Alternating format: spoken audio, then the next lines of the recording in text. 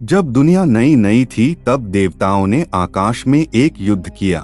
जो विजेता बने वो ओलंपस पर शासन करते थे और जो हार गए उनको टाइटन कहा गया। और उनके हारने की वजह से उनको माउंट तारतरस पर्वत के नीचे कैद कर दिया गया। युद्ध के दौरान एक शक्तिशाली हथियार भी खो गया और वो था इपिरस का धनुष, जो कि ना हारने वाली तीरों को छोड़ता था। कहानी कई 100 साल बाद की दिखाई जाती है, जहां राजा हिपेरियन धनुष को दोबारा प्राप्त करने के लिए और टाइटन को मुक्त करने के लिए एक अभियान को शुरू करता है, क्योंकि जब उसके पत्नी और बच्चों को बीमारी हुई थी तब देवताओं ने उसकी मदद नहीं की थी और उसने अपने पत्नी और बच्चों को खो दिया। और इसी का बदला लेने के लिए वह देवता को नष्ट करने का निर्णय लेता है।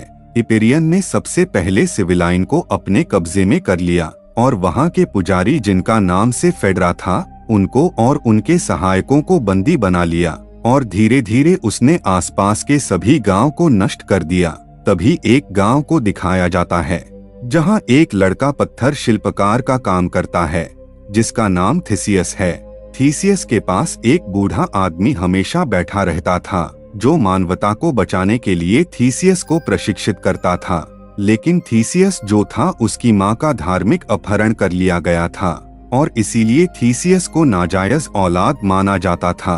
तभी कहानी में आगे एक देवी अथेना उस बूढ़े आदमी से आकर मिलती है, तो पता चलता है कि वो बूढ़ा आदमी वास्तव में एक देवता है, जिनका नाम जूस है और वह मानव देश में छिप कर रह रहे हैं। कहानी के अगले सीन में हिपेरियन की सेना थीसियस के गांव को नष्ट कर देती है और थीसियस की मां को हिपेरियन उसके सामने ही मार डालता है। इससे थीसियस को बहुत ज्यादा गुस्सा आ रहा था, लेकिन हिपेरियन ने थीसियस को बंदी बना लिया और जहां उसने उसके सहायक को बंदी बना रखा था, वहां पर थीसियस को भी बंदी बनाकर डाल दिया। फेडरा जब पानी पीने के लिए वहां आती है तो गलती से थीसियस के पैर को छू लेती है और वह देखती है कि थीसियस मानवता को बचाने के रूप में या तो हिपेरियन के साथ दुनिया के विनाश में रूप में सहायक होता है। उस रात फेडरा हिपेरियन के रक्षकों को अपनी ओर मोहित कर लेती है और सब मिलकर उन्हें मार डालते हैं। इसके बाद लड़की थीसियस के साथ और 2 अन्य दासों के साथ वहां से भाग जाती है। सारे देवता और देवी थीसियस को इस दशा में देखकर उसकी मदद करना चाहते थे, लेकिन जूस ने देवताओं को यह करने से रोक दिया, क्योंकि उसने कहा कि हमारी लड़ाई इंसानों से नहीं बल्कि टाइटन्स से है और तब तक टाइटन्स को मुक्त नहीं किया जाता हम उनकी मदद नहीं कर सकते। लेकिन जूस के जाने के बाद अथेना और पोसाइडन थीसियस की सुरक्षा के लिए प्रयास करने का फैसला करते हैं।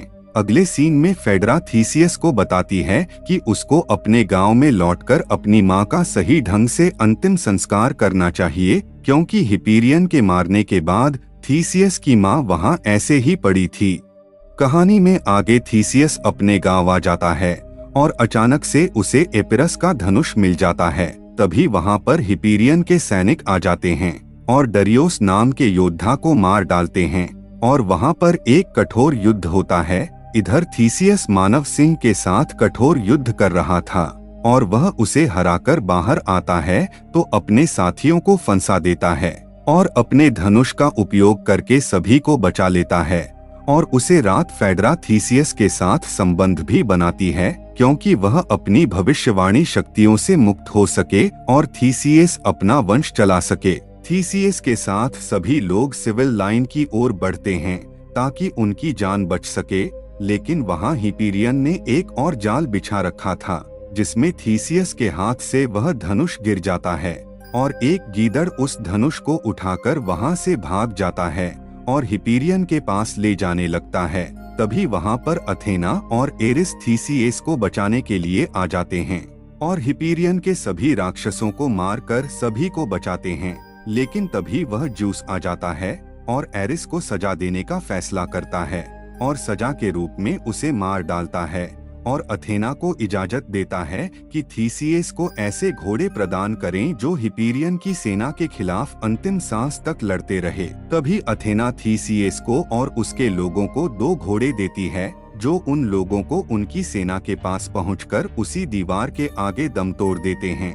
कहानी में आगे हिपेरियन की सेना जब थीसियस की सेना की ओर बढ़ती है तो थिसियस सारे सैनिक डर के मारे दीवार के पीछे चले जाते हैं, लेकिन थीसियस अपनी सेना को समझाता है और उनका साहस बढ़ाता है, जिससे उत्साहित होकर सारे सैनिक दीवार के अंदर हिपेरियन की सेना के साथ लड़ने लगते हैं।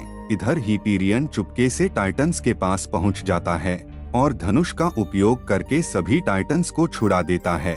थीसियस इसे रोकने की बहुत कोशिश करता है, लेकिन हिपेरियन को नहीं रोक पाता है।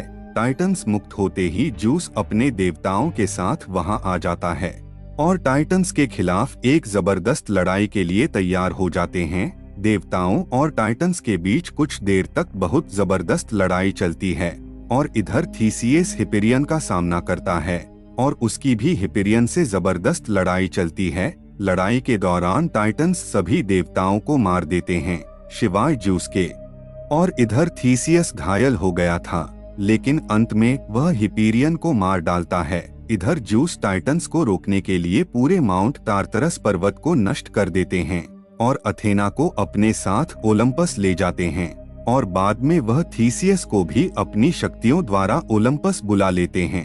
फिर कहानी कई साल बाद की दिखाई जाती है, जहां फेडरा अपने बेटे के साथ थीसियस के गांव में रह रही थी, जो कि थीसियस के साथ उसके सहयोग का परिणाम है।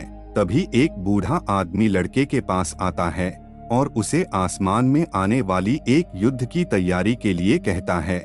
लड़का यह सुनकर डर जाता है।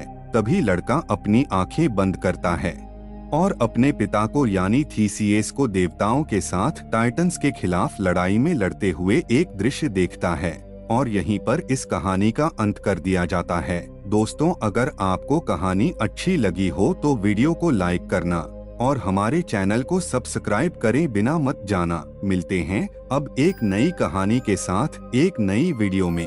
तब तक के लिए बाय बाय दोस्तों।